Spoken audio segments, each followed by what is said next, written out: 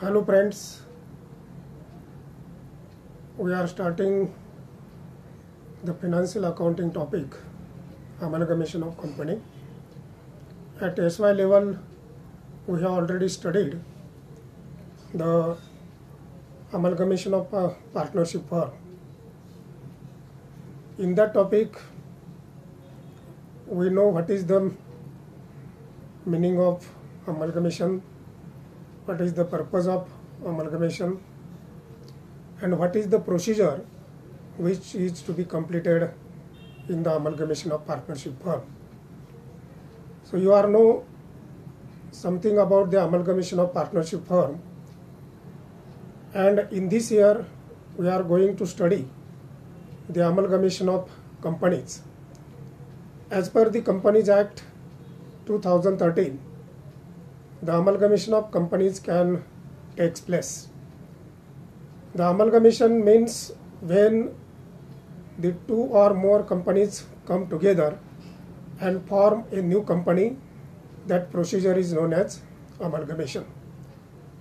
The purpose of amalgamation is to avoid the competition between the companies, and the objective is to create or to raise the excess capital for the operation of the company.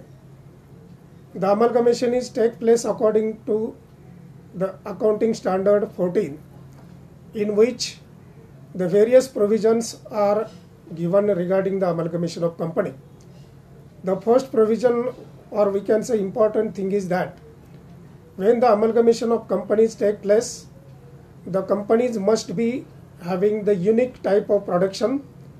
That means if any cement company can having the manufacturing and he amalgamate into another company, that means another cement company can amalgamate into another company. So the product which is produced by both the companies or more than 2-3 companies, these companies can have a unique type of production. The different types of production, if the companies are taking, then amalgamation is not possible. So in the procedure of amalgamation, the companies which are having the similar type of product or similar type of manufacturing, then they can come together and form a new company. In the amalgamation, there are two types of amalgamation. One is amalgamation in the nature of purchase, and another is amalgamation in the nature of merger. In the first case, that is in the amalgamation of nature of purchase, one company can purchase the business of another company. Basically, the financially sound company can purchase the business of financially weaker company. That means the company which is having the financial position sound, it can purchase the business of another company which is weaker in the financial position, and that is known as amalgamation in the nature of purchase. So in this type of amalgamation, the purchasing company can pay certain amount to the another company. Say for example, if A and B companies are there, A company is financially sound and B company is financially weaker.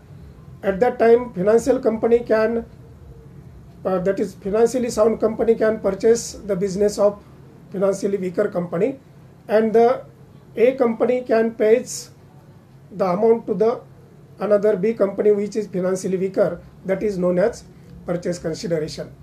So another method of amalgamation is amalgamation in the nature of merger.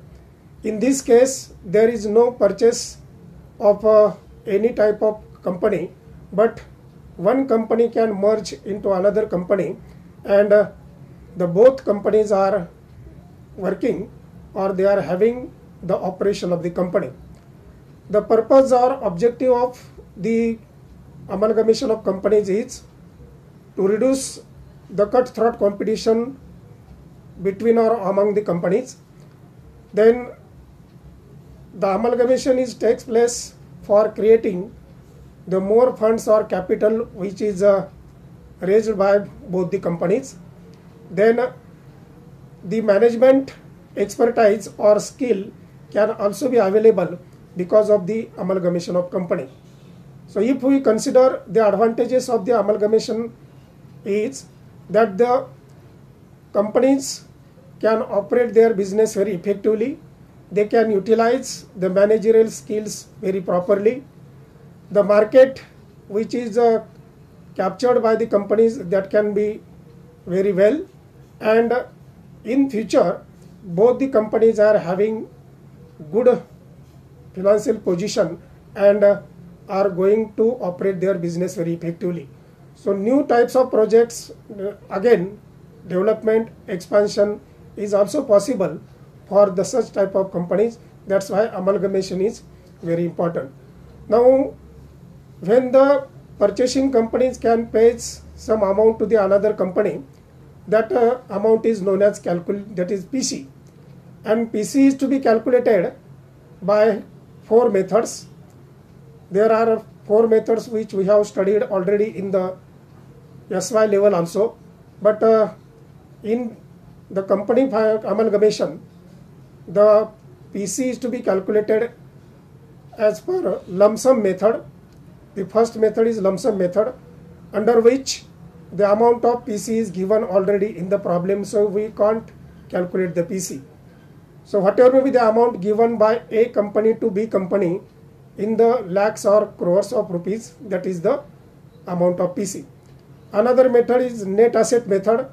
Under this method, the assets which are to be taken by the purchasing company from the selling company at a revised value, that are to be taken into consideration.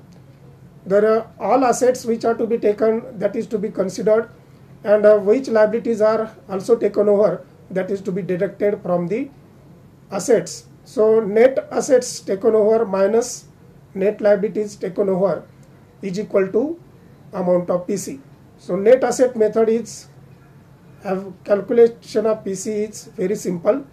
Then third method is payment method. In the payment method, the amount of PC is to be paid in the form of cash, in the form of shares, in the form of debentures, and that's why this method is known as payments method. So if a company can pay some amount in the share as well as amount in the debentures and the remaining amount in the cash, that type of PC payment is known as payment method, and in the different types of forms. Another method is intrinsic value method.